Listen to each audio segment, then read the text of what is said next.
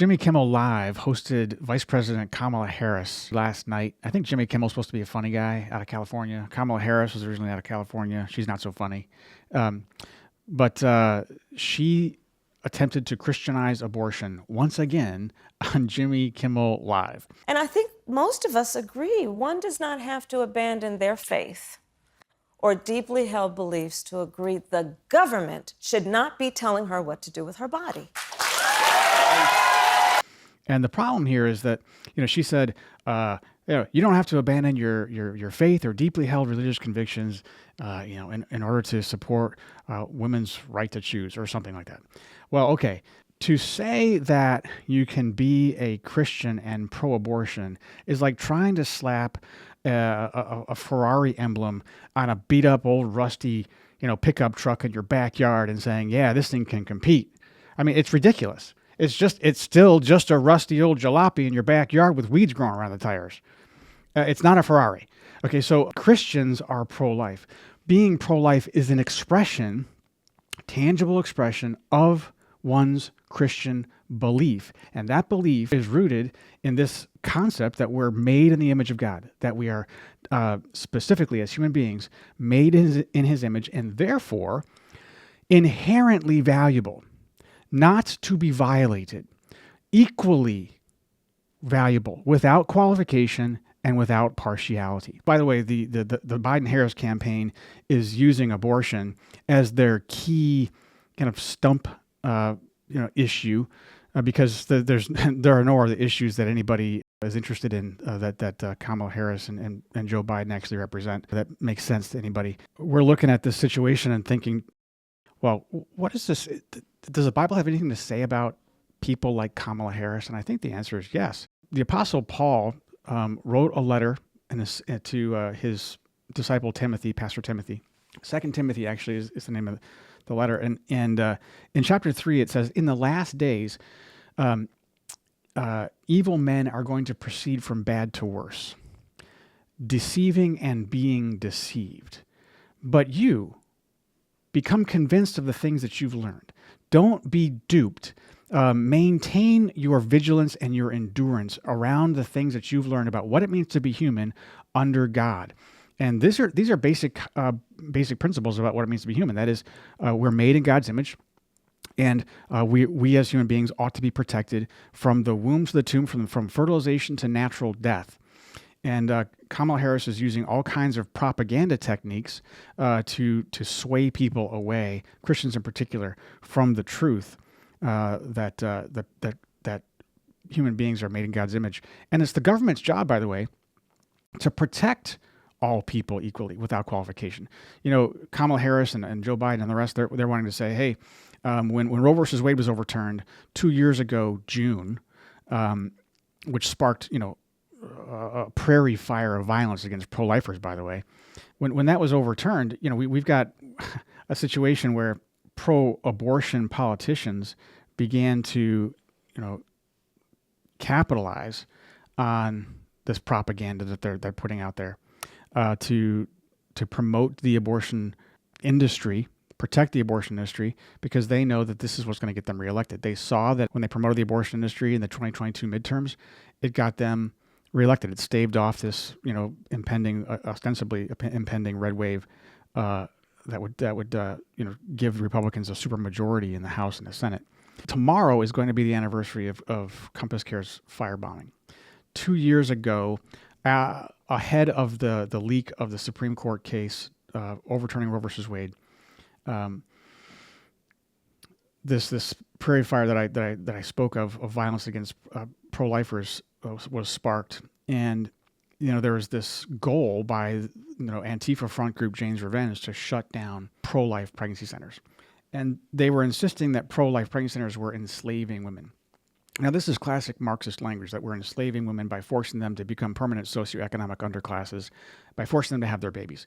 Now, Kamala Harris actually came out during Jimmy Kimmel Live and actually used the same language.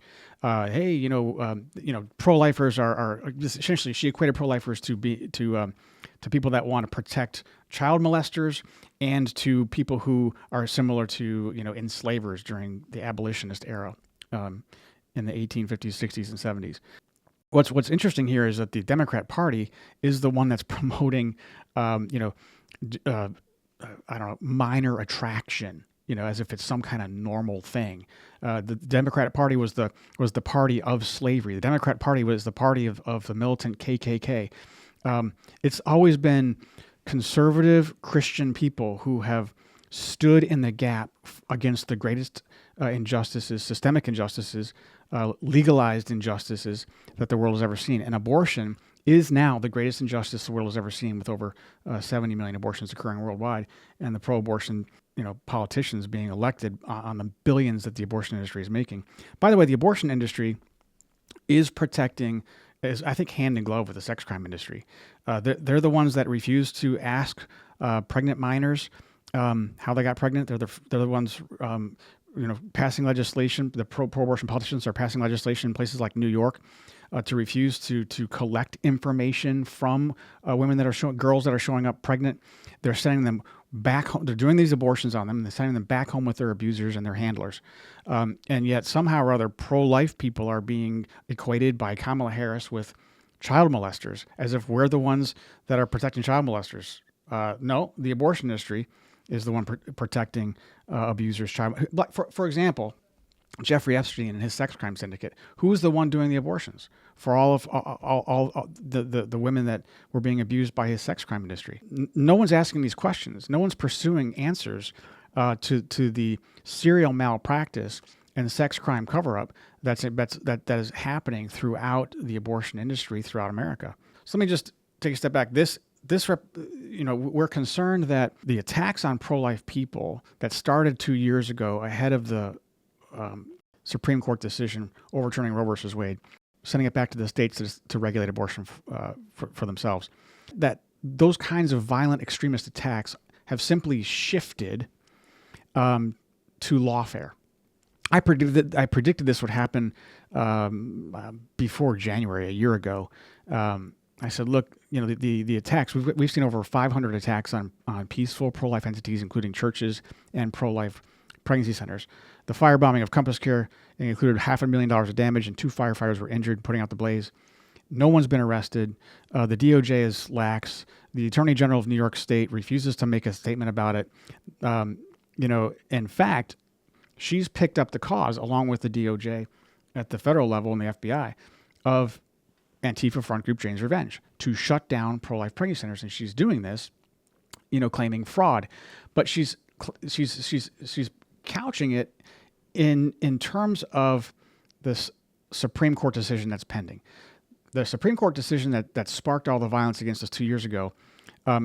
We're facing that again. The Supreme Court is considering and is expected to come out with a decision any day now on another abortion case, which could have a much broader impact on the abortion industry than overturning Roe did. It's about chemical abortion. It's about how the FDA did not follow their own safety and efficacy protocols for determining whether or not this drug should be put up on the market for sale in the United States. Thousands of physicians came against the FDA, filed a lawsuit against the FDA in federal court, Northern District of Texas, and the Supreme Court said, we'll hear it. And there they are. And they heard oral arguments in March, and now we're expecting a decision from them any day now. Here it is in June again.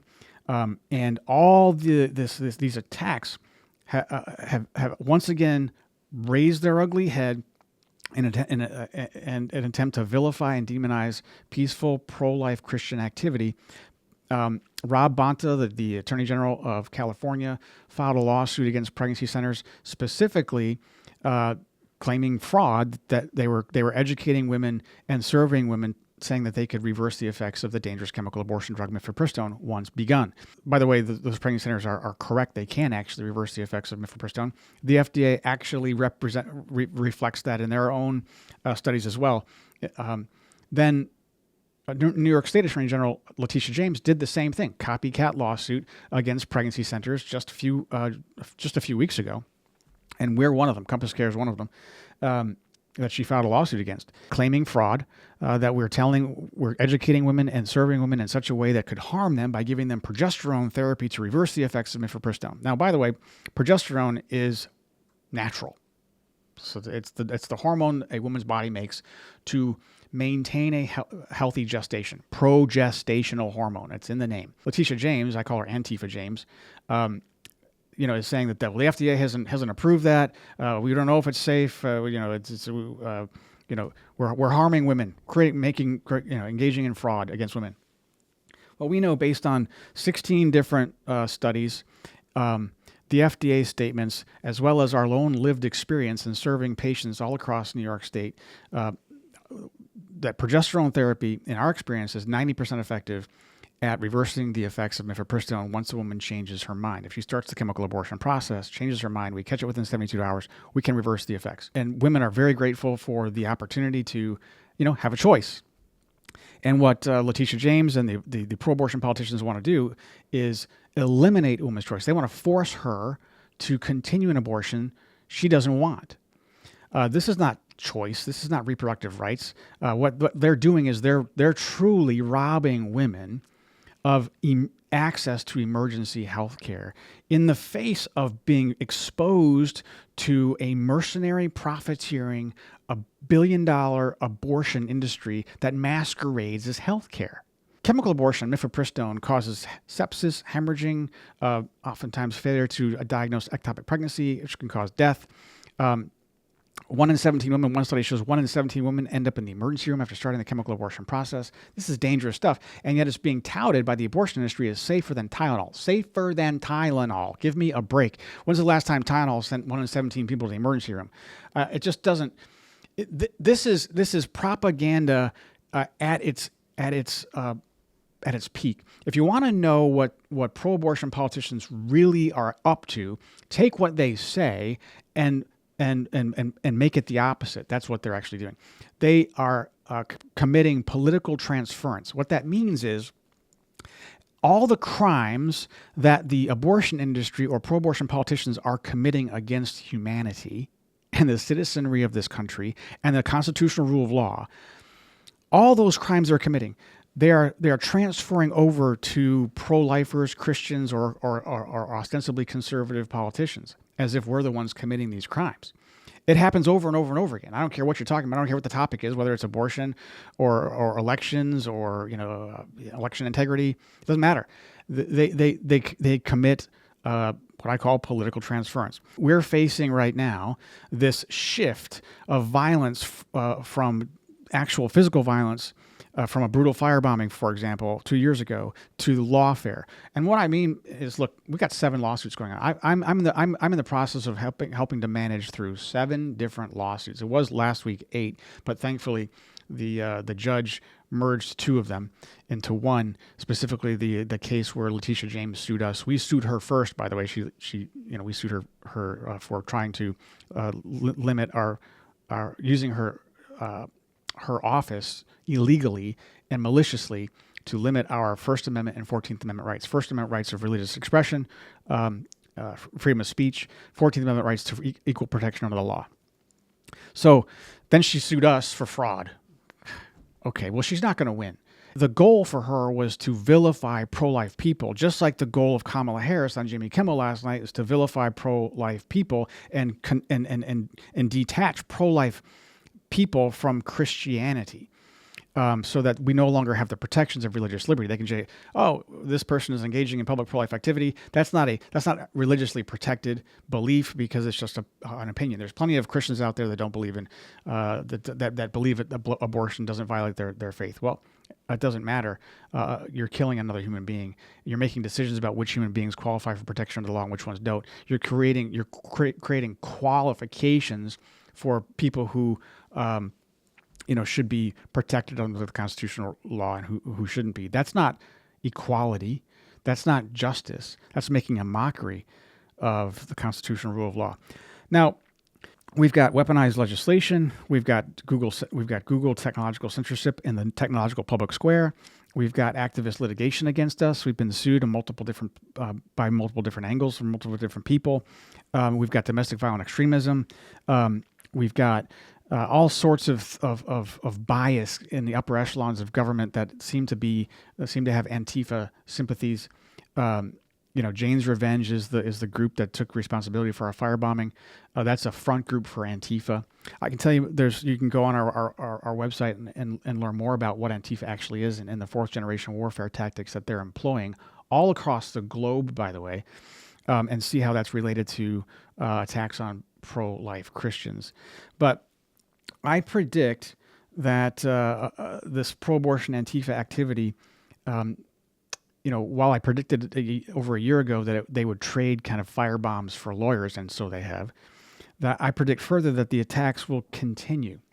But the attacks will continue, and they're going to start to bleed over into other areas of Christian expression, like, traditional marriage, healthy binary, male-female gender roles, parental rights, and the free market. So here's the bottom line: the firebombing of CompassCare 2 years ago is simply a shot across the bow of the church. It's a shot across the bow of the family. It's a shot across the bow of constitutional rule of law.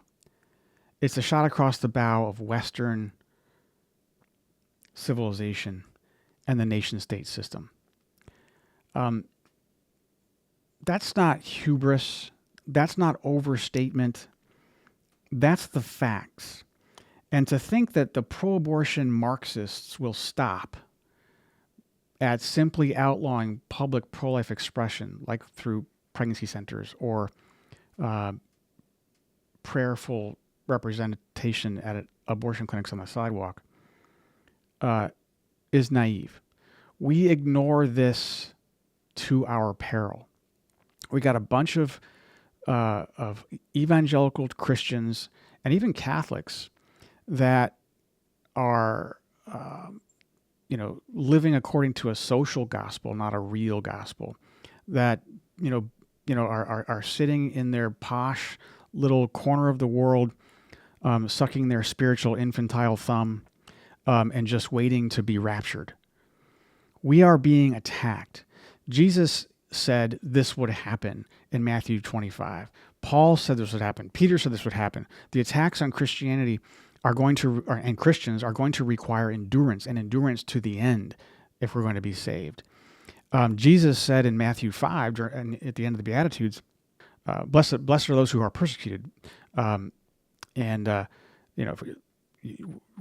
to be lied about. We're going to be, people are going to speak evil, all kinds of evil against us falsely on account of the name of Christ.